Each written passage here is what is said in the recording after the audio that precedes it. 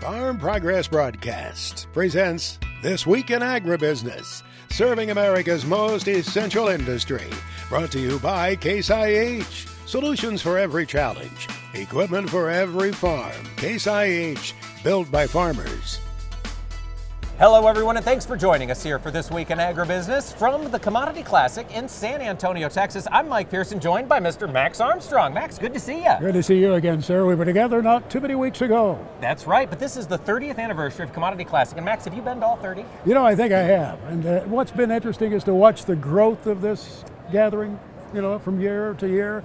And it wasn't just corn growers like it was at the beginning, then it was soybeans, the wheat folks. Sorghum folks came into the fold as well, and the Association of Equipment Manufacturers now. That's right, it is a big tent. And joining us to kick things off is Kim Baldwin. She's the chairwoman of the National Sorghum Checkoff. And Kim, thanks so much for talking with us. Thank you for having me.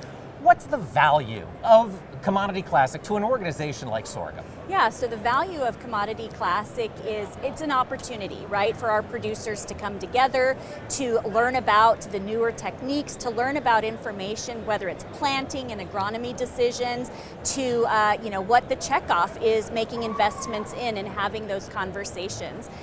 So it's really great to have and see all the people here in San Antonio where we can kind of share and collaborate and learn. Absolutely. Now, what is the Sorghum Checkoff investing in for 2026? I mean, it's some pretty exciting stuff. There's a lot of exciting stuff with the Sorghum Checkoff and what we're investing in. You know, we're taking a look at value-added opportunities, right? And we're taking a look at in marketing, in education, in promotion. We're wanting to maintain relationships with some of our relationships as we've had in the past.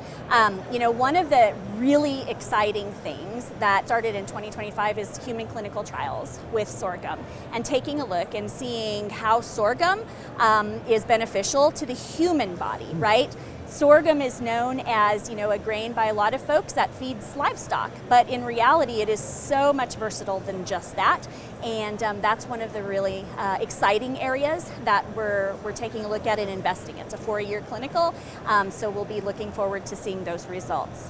Kim, it seems like if you can broaden those uses, have more of them, you can spread your risk a little bit, so if one area has a downturn, maybe you can rely a little heavier on one that's vibrant. Absolutely, whether that's foreign or domestic. Yes. And taking a look at some of those domestic markets, it could be human consumption, it could be aquaculture, pet food. Here at Commodity Classic this year, we have our puppy patch where we're able to talk about the digestibility of sorghum within pet food and really having great conversations around that. Research is important, isn't it? And your growers have invested in research over the years. Very much so. And we're looking for opportunities for those value-added opportunities so that sorghum producers here in the United States see that profit.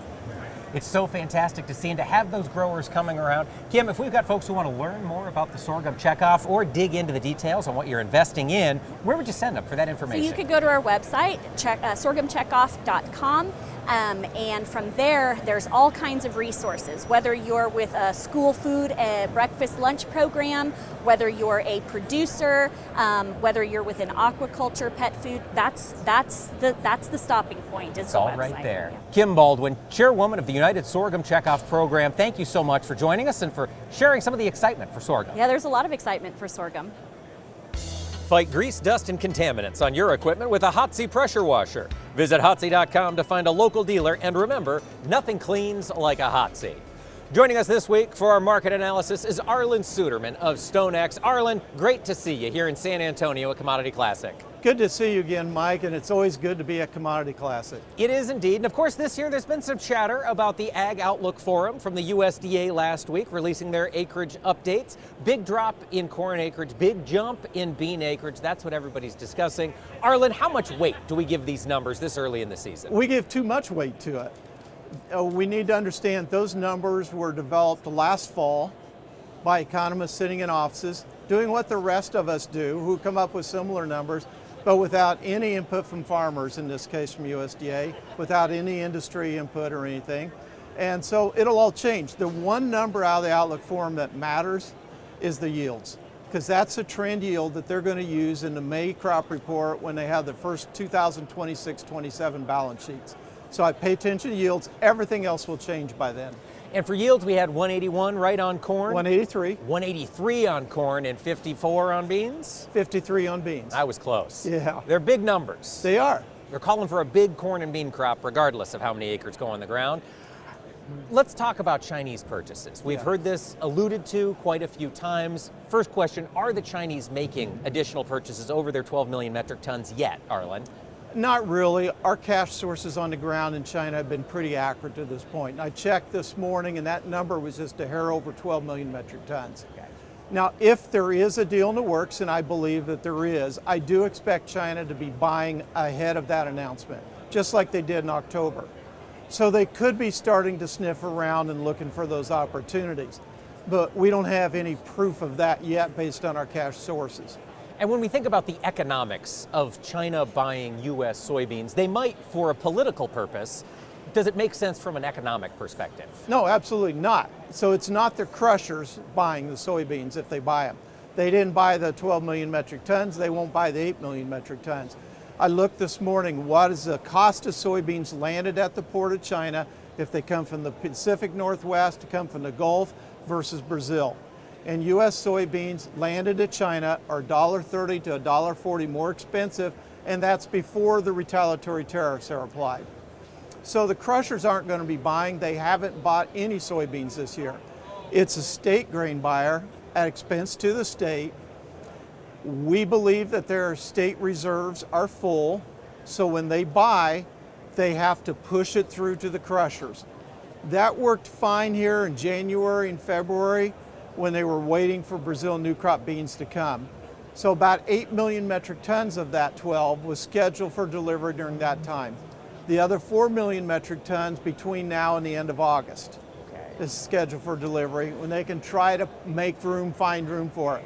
If they're going to buy another 8, they're going to have to push beans to the crushers at a discounted auction price, again at the cost to the state, to get them to do it, displacing Brazilian beans. That will require the market to rearrange the whole schedule, price U.S. beans off the market for non-China customers so they go to Brazil, even see some Brazilian soybeans imported into the U.S. Southeast. Okay. To make it work, because USDA is too low on its crush number. If we get that plus a strong biofuel program, then soybeans have to find some acres. They have to bid for acres. Right. They're trying to do that now. I think that would intensify that battle. And we probably won't see that battle get really intense until we get deeper into March, correct? Yeah, exactly right. And over the next few days, we're going to see the surveys go out, the planting intention surveys.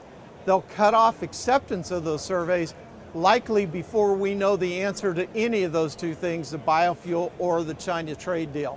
Lots to watch. So that's going to leave acreage in flux as far as what it is until we get the June survey out on June 30th. Lots to watch as this market gets closer. Arlen Suderman, thanks for joining us this week. You bet, Mike. There's been some big policy moves in Washington, D.C. recently for biofuels. EPA issued a clearer outline for the renewable fuel standard, and we're finally getting some clarity on the 45Z tax credit. I asked Kurt Kovarik, Vice President of Federal Affairs with Clean Fuels Alliance America, what this change means for farmers. What 45Z is, it's a clean fuel production credit, which was created in August of 2022 by the Inflation Reduction Act. It was improved and extended in July of 2025 by the One Big Beautiful Bill. It's a tax incentive framework to incentivize the use of homegrown, low-carbon renewable fuels. We have not had guidance to help taxpayers, producers, marketers, consumers understand how this tax credit was going to work, even though it took place on January 1st, 2025. So what we've really had is a somewhat stagnant industry as we waited for guidance from Treasury. What we received on February 4th was proposed guidance, very comprehensive, addressing a lot of concerns. It is just a proposal, which means we now have a 60-day comment period that will close in early April. IRS and Treasury will digest those comments and hopefully issue a final rule sometime later this summer or early fall to really kind of solidify the guidance for taxpayers. Now, you mentioned Treasury is taking comments right now. This is our chance to have our voices heard. Are there any issues in this proposal that need to be fixed or at least need growers' voices? Well, it's 180 pages. It's very technical, and there are certainly areas that are going to need additional clarification and certainty. What I would say is our initial review, talking to our members, Treasury went to great lengths to understand our input, our viewpoint on a whole host of things, on reliance clauses and safe harbors, on qualified sales, transferability of the credit. They answered a lot of those questions. So now it's really going to be up to our members and our team here to understand the technical nature of this. What are the further clarifications that are necessary? What is insufficient to provide that certainty? We'll do that now over the next 2 months. All right, so 45Z, we're making progress. Good news there. We also got an update on the renewable fuel standard. It's been delayed. Fill us in on what we've learned from EPA. Sure. What we have in front of us is a proposed rule for 2026 and 2027. So the current year that we're in. This should have been done in November of 2024. The Biden administration left town without taking any action on it. So it was essentially dumped in the lap of the new Trump administration in 2025. They put out a very robust proposal for biomass-based diesel. We were dealing again with stagnant markets in 2025, partly a result of not having the RVO set in place for 2026 and beyond. What the EPA has proposed is a volume around 5.6 billion gallons for our industry in 2026. That's up from 3.35 billion gallons, almost a 2 billion gallon increase.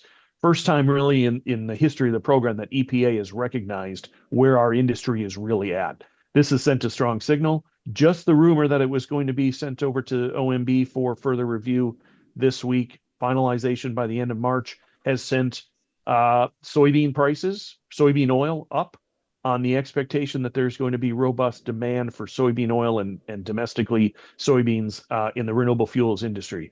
This is a great signal. It's what the Trump administration wanted. Hopefully we get it finalized before the end of March. We'll keep our fingers crossed that we can get some certainty in this space. Kurt, if we've got listeners who want to keep track of these developments, where would you send them to stay up to date? Sure, www.cleanfuels.org. We post all of our updates there.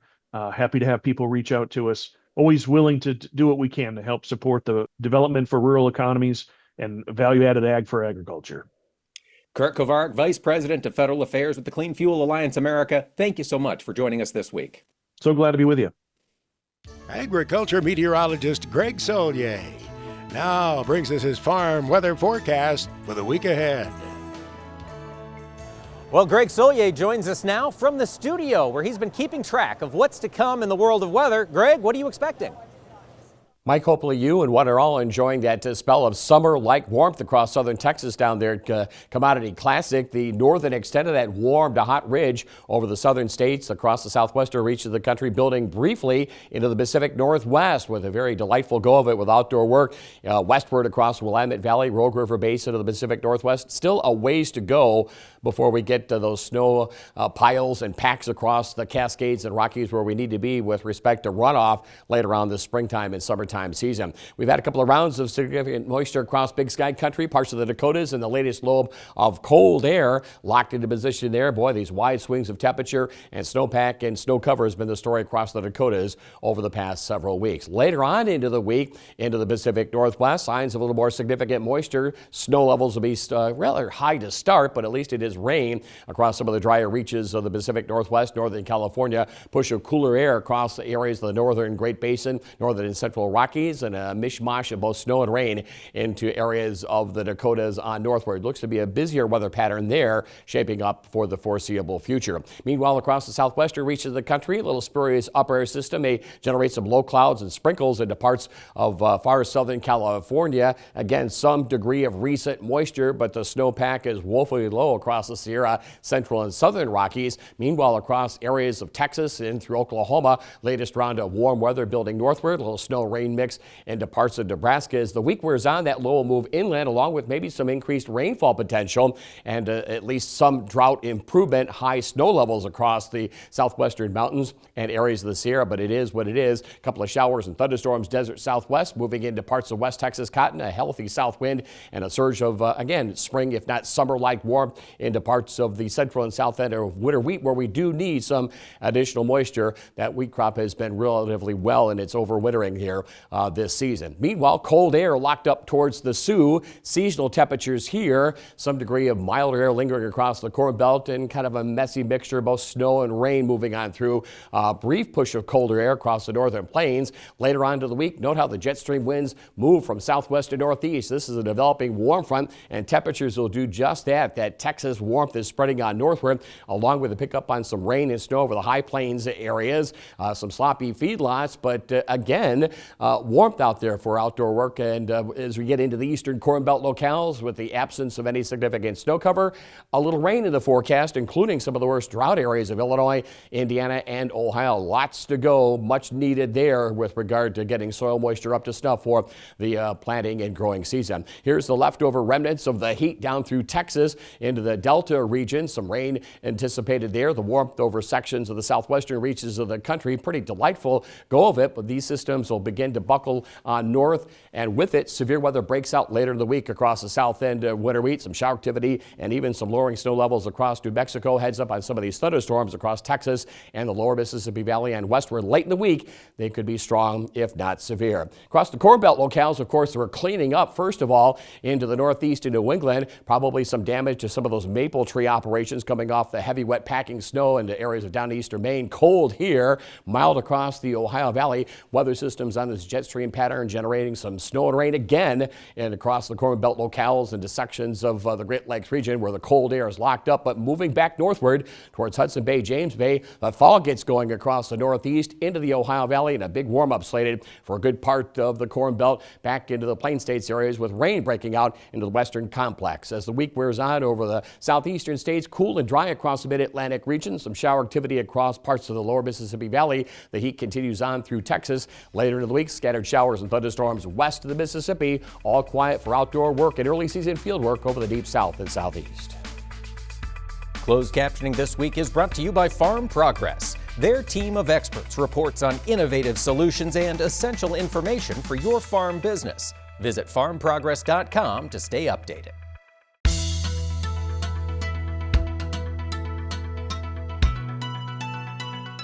Our friends at Nutrien Ag Solutions had a busy booth at Commodity Classic, and we had the chance to talk to Ron Calhoun from Loveland Products. I asked Ron what he's hearing farmers prioritizing as they look ahead to the 2026 season. Yeah, it might be something that comes up every year, but really this year folks are thinking about how can they stretch their dollars? How can they evaluate those inputs to make every dollar of input go farther and be sure that that's given them a return? And so we think about that from perspectives of not just the basics of what goes into a program, but also those other things that come alongside to build your overall crop production program, something like maybe nitrogen as a major input that you might have in your crop production program. It's a major input, it's a major cost on farms across the country. It's vital for ensuring the kind of production we have here. Let's talk a little bit about nitrogen more. Ron, last year you guys launched Infinity, continues to be part of the conversation here in farm country. Tell us what's making that relevant as growers look ahead to 2026. Yeah, I think a lot of it has to do with, making sure that we're just not relying on doing the same thing over and expecting a different result. And so as we explore new spaces, a product like Infinity represents a partner now to your nitrogen program. So instead of exogenously applying nitrogen that gets used, we're trying to partner with Mother Nature to see if we can make some of that nitrogen available. And it does it through 3 unique modes of action of fix, recruit, and liberate. I can tell you what that means. So in there we have live bacteria that's going to actually work from our atmospheric nitrogen to try to fix that, make that plant available. We also have a contingent of bacteria in there that are recruiting the bacteria that live in the soil already, kind of giving them a signal, hey, it's time to get working, so that they can do the work that's important as well. And then we have a biochemistry component that's included in there to help try to liberate those organic pools of nitrogen. So just coming at it as a way to assist or supplement your nitrogen management program, and I think it could make a meaningful meaningful difference for growers, help increase the stability across the whole acre when weather's going to be unpredictable and other factors that are going to pull back on yield. I know we've only had a year out with the commercial release, but what's been the response so far to Infinity on the ground? So what we're seeing is folks that have made some changes to their nitrogen management plan in the past and have already introduced some technology to where there's other things kind of chugging along there from a soil biological perspective or a plant stimulation perspective. This Infinity seems to be a really nice fit there. What we found is we need to go back to the drawing board in some cases and really evaluate how much nitrogen you're applying, what is the expectation of that field, what's the history of that field, what are the other things that you're doing to make sure we have sort of a sober assessment of everything that goes into the program so that we can make sure the next dollar we spend is the right dollar to spend. When it comes to making those determinations, am I spending enough? Sometimes farmers need an expert to lean on. Would the folks at Nutrien be willing to help farmers make those decisions? Well, that kind of makes the hair on my arm tingle a little bit. That would be terrific, right? If you could look up your local Nutrien Ag Solutions crop consultant, sit down with them, bring your data, right? Have your soil test, have the last 5 times you put that crop on that field, so you can set, again, that sober assessment of what's possible for that acre, and you can build a program that's going to deliver to those goals so that you're not disappointed later. We can actually have that success, and we can do it again next year. It's all about being able to replicate it if we're going to be Right. successful. That's what it comes back to. Ron, I'm thinking back on Infinity. You used the word bio a lot. When describing it, we've heard a lot about biologicals, biostimulants over the past couple of years. And how do these products fit in on the ground for most growers? How are you finding them to be functional for American farmers? Yeah, well, first you need to have the conversation, right? So with anything, the more you hear about a word, initially you're unfamiliar with it. If you're like me, it wasn't something you learned about in school. And so in our bio solutions, right, so biological would be part of that, we try to look at all the ways that we can bring these non-fertilizer components into a system to partner either with a fertilizer or with a control product or something like that that's going to help stimulate what's going on in the soil, maybe stimulate the plant, maybe increase our nutrient use efficiency. So these are things that are sort of adjacent to our NPK, right? They're not nutrient products, but they're things that are helping the whole system work better. Absolutely, and they're here to stay, it seems like, these biologicals, this push towards biology. Yeah, absolutely. I think every self-respecting company has a significant effort in this space. We've been at it for quite a while. We have some great wins in this space. This last year, we had our product Titan XC, which is a dry fertilizer enhancement. So if you can think about a product that you'd actually overcoat onto your MAP, DAP, or potash, well, when we introduced that 12 years ago, there was no such category. And to have 100 million acres of grower success from Titan XC was very rewarding this last year, and it gives us kind of the inspiration to want to keep looking for what that next thing is for the next 12 years. Absolutely. Well, speaking of the next thing, Loveland has 26 different products slated to come out in 2026. Ron, that's incredible. What is the messaging to the farmer you want to get out around product release of this volume? Well, it certainly is a large number. We are blessed to have a really close relationship with the retail distribution, and with that, it gives us a close relationship to the grower, so we can identify where some of those gaps currently exist. And so with our system being a little bit smaller, we can kind of go back and try to design products that are specifically built to address these gaps that are being identified and then turn those back around. And this year just happens to be, we've kind of lined it up with a plenty on the adjuvant space, the seed treatment space, crop protection space, and plant nutrition. That is a wide span of issues to cover you just listed. Ron, if we've got viewers who want to learn more about the products coming out from Loveland, where would you send them for more information? Well, if I was looking to apply something to my own farm, I would send them to their local Nutrien Ag Solutions crop consultant so they could sit down, have that conversation, and really dig into that. Those folks are going to take that big portfolio, and they're going to know those 12, 15 products that are most meaningful for that local geography. But if they want to dig into it on their own, I'd send them to lovelandproducts.com. lovelandproducts.com. Ron Calhoun, thank you so much for joining us this week to fill us in on all the exciting things that are coming out from Loveland in 2026. What a pleasure to visit with you. Thank you. Our thanks to Ron Calhoun with Loveland Products. And folks, leave it here. We'll be back with more from Commodity Classic in San Antonio. Farm Progress Broadcast presents This Week in Agribusiness, serving America's most essential industry. Brought to you by Pioneer. Thank you, farmers.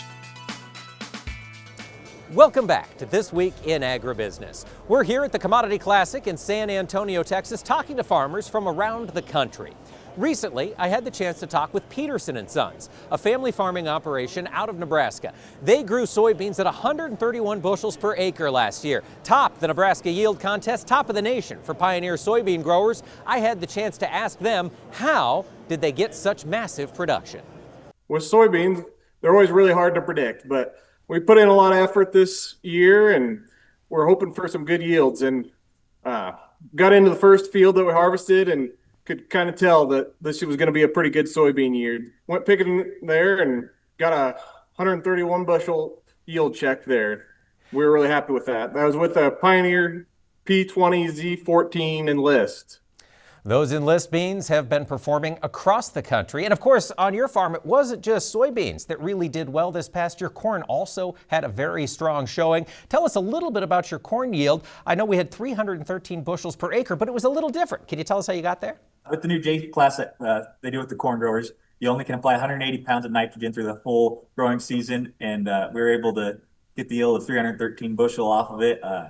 It ended up placing second in the nation. We also went 1, 2, 3 in the conventional tillage in the state of Nebraska, me and both of my older brothers. So it's just always fun trying to compete and see what we can do with different corn hybrids. It is. Those competitions make it fun. Let's talk about how you guys select your seed for the growing season. What's that process look like? Well, we normally get through harvest, or kind of look at all the fields as we're going through harvest, and kind of evaluate each hybrid that we have planted, and check through those, and kind of sit down then at the end of harvest, go through all the yields and see what performed, how things stood and everything. And we'll go through some test plot data and try to start picking out some of the best looking hybrids. I know Peterson and Sons has been a very loyal Pioneer customer for years. What keeps you going back to that brand? Pioneer, they're second to none. You can call them night or day. They're going to answer the phone and answer your question that you have. When going through plans with them, they know our field's about as good as we do. They're just a really good team to work with. And of course, you are a multi-generational operation. What does it mean from your perspective to work with a company that, like Pioneer, is celebrating 100 years in business this year? Yeah, it's pretty awesome seeing a company actually be able to last 100 years. Some of these startup egg companies you see last 5-10 years, and they either get bought out or none of them really last the full 100. So it's pretty impressive seeing a company that can stay around from our grandfathers that had planted it all the way down to us now. Absolutely. It is an incredible story. And of course, you guys had an incredible story in 2025 with your yields. Is there anybody you'd like to thank for helping bring that to reality? Yeah, we'd like to thank our dad. He's the one that kind of got us all started, and our grandpas. They've kind of instilled the work ethic that we have, and that it takes a lot of time and effort to make a good crop. And we appreciate everything that they've taught us over the years. Dalton, Creighton, and Ashton Peterson, thank you so much for taking the time to talk with us this week. Thanks for having us. Thank you. Agriculture meteorologist Greg Solier returns now with his extended farm weather forecast for the country. Well, it's been a great week down in San Antonio. The weather was lovely this past week, and unfortunately, we couldn't bring our weather expert with us. Greg Solier stayed behind in the studio to keep track of things around the country. And Greg, how's it shaping up? Well, Mike, as the week wears on, getting busier and perhaps even a moisture-laden active weather pattern in that vernacular expected to build across the plains and Corn Belt locales. Looks like we're moving into the season. We're going to juggle field work and early access versus dryness and drought-related issues and getting moisture back in the ground. Didn't want to have to deal with it that way, but that looks to be the story across the heartland. Later in the week, some expanding areas of rain. Welcome here. Late season snows up towards the Sioux. They'll extend back across the northern and central Rockies, Pacific Northwest with a snappy system moving ashore here and across areas of the southwestern reaches of the country. Late in the week, the rains pick up with outdoor work delays or planting down through Texas and the Gulf Coast area. So anticipate some late week moisture there. The snow melt and some additional moisture too, both rain and snow into the Northeast and New England. So it goes with an increasingly wetter scenario for the Corn Belt where we actually need it, but probably anticipate some early season delays playing out here in the days and weeks to come. Here is the warmth that continues on here, late season style or early spring style across the center part of the country. Cold air, not much of it into the northeast, into New England, and probably some record and near record setting warmth like we've seen the past couple of weeks across the middle part of the country. Weather pattern stays very busy with systems out of the southwestern reach of the country tapping Gulf moisture. Look at the expanse of above average moisture, primarily rain across West Texas into the Ohio Valley, the northeastern states. Severe weather potential. It's March across the Ohio back into Lone Star State. Normal moisture for the Pacific Northwest. As we get deeper on into the month of March with the spring equinox at 9:46 on the 20th in the central time zone, and a little more southward extension to some of this cooler air. The warmth retrograding back across the west. Summer-like feel across parts of West Texas and the southwestern reaches of the country. Temperatures about normal. Parts of the Canadian Prairie into the mid-Atlantic region. A very busy weather pattern. Severe weather gets heightened up from Texas into the Tennessee Valley. Late season snows upper Midwest into areas of the northeast of New England and the Pacific Northwest as well. So busy there, but hopefully some drought improvement. Note the cooler cold air building across the northern and eastern reaches of the country. The heat across the southwestern reaches, that continues on along with a very busy weather pattern. Late season snow for the Pacific Northwest, upper Midwest. Showers and thunderstorms down through Dixie. Some of those could be heavy and severe. Our Farm Progress Update is brought to you by Grinnell Mutual. Farming is complicated. Our comprehensive policies make it simpler. Protect your tomorrow from the unexpected with Grinnell Mutual. Joining us this week is staff writer for Prairie Farmer Magazine, Ava Spleer. Ava, thank you so much for taking the time to join us here at the Case IH booth. Of course, thanks for having me. So now you have been with Farm Progress now for a year, writing for Prairie Farmer. And I'm curious, did you know you wanted to be an ag journalist? I knew that I always had a passion for agriculture. I grew up on a corn and soybean farm in northern Illinois, and I've always really enjoyed getting to communicate with people and talk to people. And so I think being able to tell the story of agriculture and get out and talk to farmers and those in the industry is a really awesome place to be. And it's a great way to learn about the industry, is to go out and talk to the folks who are doing it. Ava, I know you recently had the February cover on Prairie Farmer Magazine. Can you tell us a little bit about what you covered?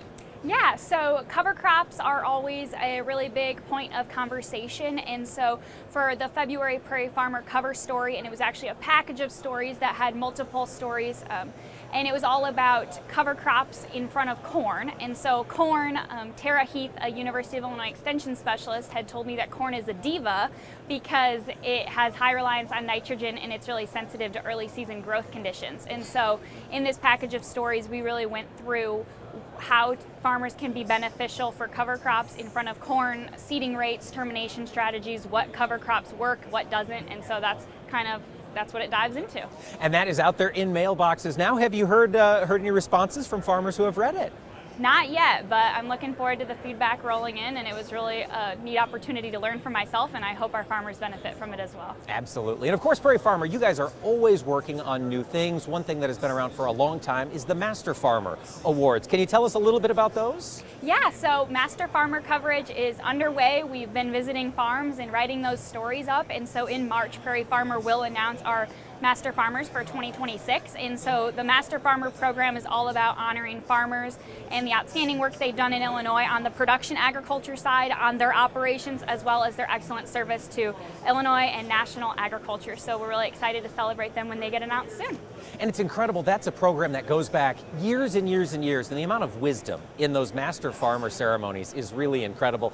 Ava, thank you so much for taking the time to join us here. If we've got viewers who want to read more of the Prairie Farmer writing, where would you send them to get more information or to read your stories? Yep, so our Master Farmer coverage will be in our March issue that goes to print and will be in mailboxes, as well as it can be found on our website. And then it won't be long, Ava will be at the Farm Progress Show and Husker Harvest Days. You've had your chance to experience those. You looking forward to it? Yep, I enjoy getting out and meeting with farmers and colleagues and hearing all what the industry has to say, and it's a great learning experience and really enjoy getting to do these things. And we'll be in Boone before we know it at the end of this summer. Ava Spleer, thank you so much for taking the time to join us here at Commodity Classic. Thanks for having me. Now on This Week in Agribusiness, it's Max's Tractor Shed, where we spotlight another great American farm tractor. In the Tractor Shed this weekend, just a little bit of advice if somebody helps you with the restoration or the maintenance of an old tractor. Be sure and give them credit. The fellow who's restored this weekend's tractor has done that. Max's Tractor Shed is brought to you by Ag Spray Equipment, a leader in liquid application equipment and parts, and the home of the DT Series trailer.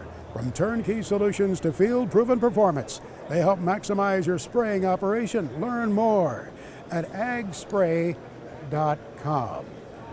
Well, in the state of Ohio, Greg Gruby has done a lot of tractor restorations over the years. I've seen some of them. Those Case tractors, that Flambeau red looks fantastic. And there's one more I want to share with you this weekend that Greg has mostly restored, but someone else helped him. Take a look at the front end of this Case tractor. A tractor made back in 1952. It's a Case DC. And if you look at the grill, look at those black stripes and the word Case. Greg didn't do that. Someone else in the family did. And in social media and in the guidance he gave to me about that tractor restoration, he made it very clear that it was Dawn, his wife, who handled that part of the restoration of a very nice Flambeau red Case tractor made back in 1952. It's at home in Baltimore, Ohio, so give credit where credit is due. If I start down that list, including in my house, it would get to be a very long list for all of the people who have helped me along the way with my old tractors and now a truck. Mark Stock is here now with a weekend look at what's selling in the week ahead at Big Iron Auctions. Well, hello, Max. We kick off March auctions on Monday, March the 2nd, with the Sullivan Collector Car Auction. This auction features the 1969 Ford Mustang Boss 429 that was on display at the National Farm Machinery Show. Plus, there's also a 1957 Chevrolet Bel Air two-door. On Tuesday, March the 3rd, the Ron Hines Retirement Sale, selling a Case IH 2577 four-wheel drive combine, Case IH Steigert 435 quad track, Case IH Magnum 305 mechanical front tractor. Max, Wednesday, March the 4th, there's over 1,300 items selling. The John Larson Retirement Sale features a John Deere S760 combine, Bestway 1600-gallon pull-type sprayer, a John Deere 7230 mechanical front tractor. Upward Ag Systems LLC, their retirement sale will feature a 2022 Lexion 8600 track combine, John Deere 8335 RT track tractor. RML LO Farms retirement sale features 261 items. A&A Farms, their retirement sale features 145 items. And then on Thursday, March the 5th, the Waters Agency Inc. retirement sale, selling a Case IH 500 quad track, a Case IH Magnum 340 mechanical front tractor, and many more items. Please visit BigIron.com for all of these outstanding retirement sales.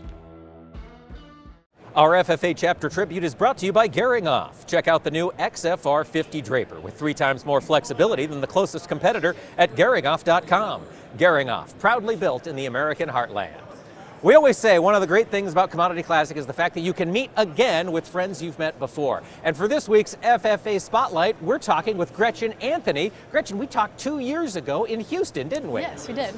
Thank you so much for coming back to join us. It's been 2 busy years for you. You're now a senior. Tell us, what have you done in FFA over the last 2 years? Yeah, so I've gone to state for a couple events, food science, biotechnology, farm business management, and I've gone to nationals a couple times too.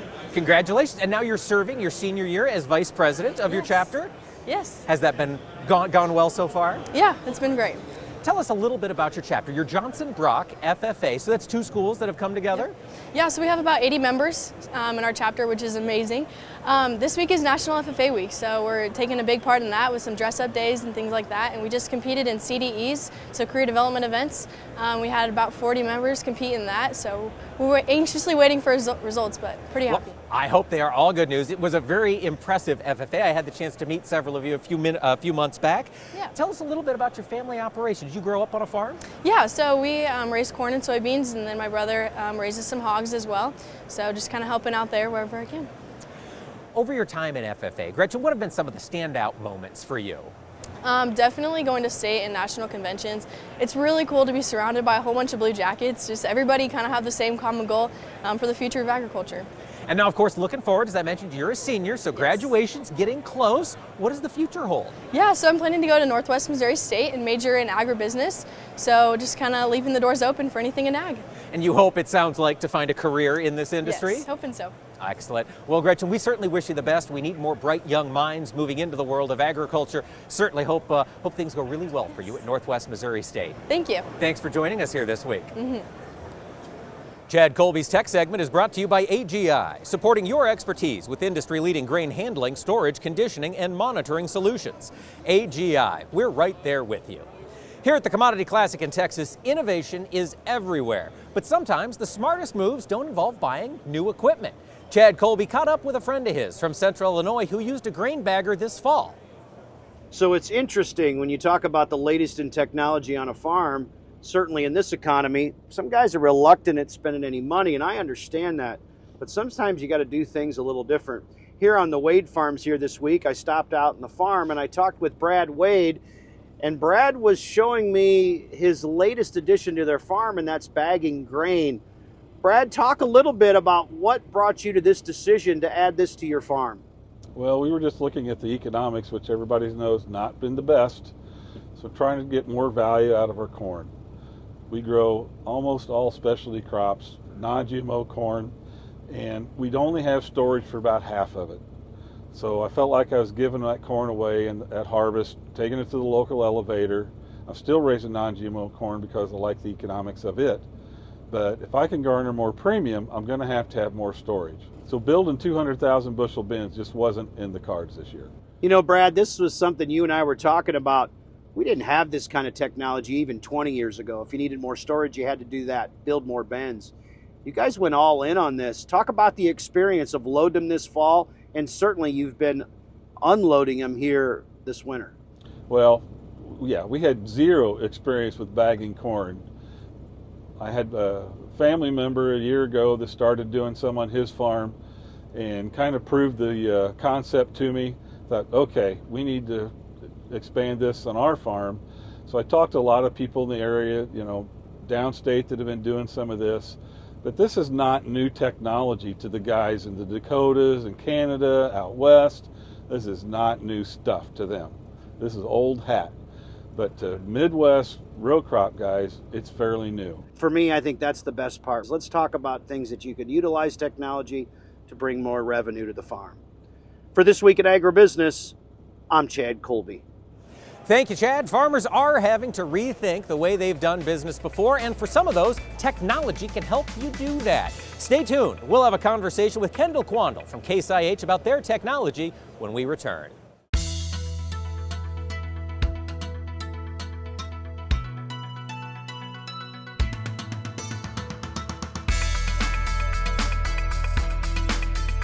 We've been so grateful to Case IH for giving us an opportunity to record this week's show, and we're also excited to dig into a little bit more about what is on offer here at this booth. Joining me now is Kendall Quandle. Kendall is the Precision Segment Lead for Case North America. Kendall, thank you so much for joining us here today. Absolutely, I'm happy to be here.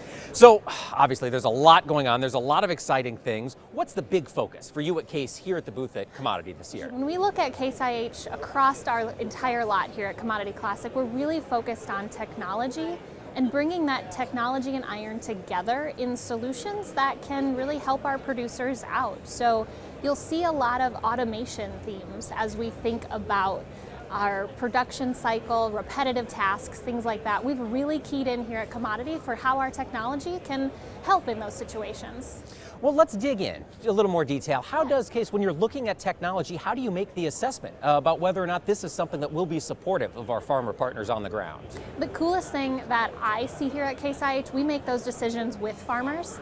You'll hear us talk about Case IH being built by farmers. That really is the truth. A lot of us work here at Case IH. We are also farmers on the side, but we've also set up a really great panel of customers that we take solutions to early. We take ideas to early to understand, does this really solve the challenge that they're facing? So when we think about something like harvesting and our challenges as we try and farm more, sometimes in less time, something like a grain cart operator can be really, really hard to find.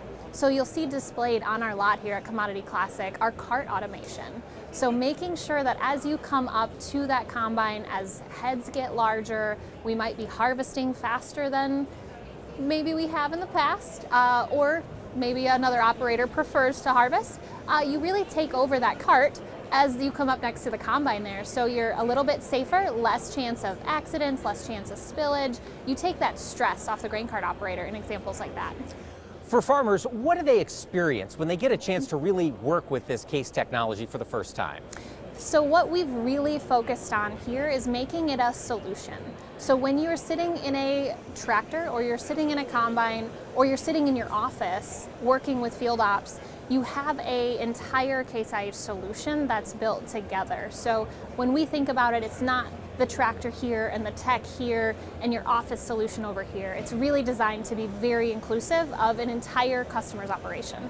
Now, you mentioned field ops. Talk to me about how that works in with all the rest of the technology. So, man, data, right? We have so much data that comes at us from so many different directions on an operation.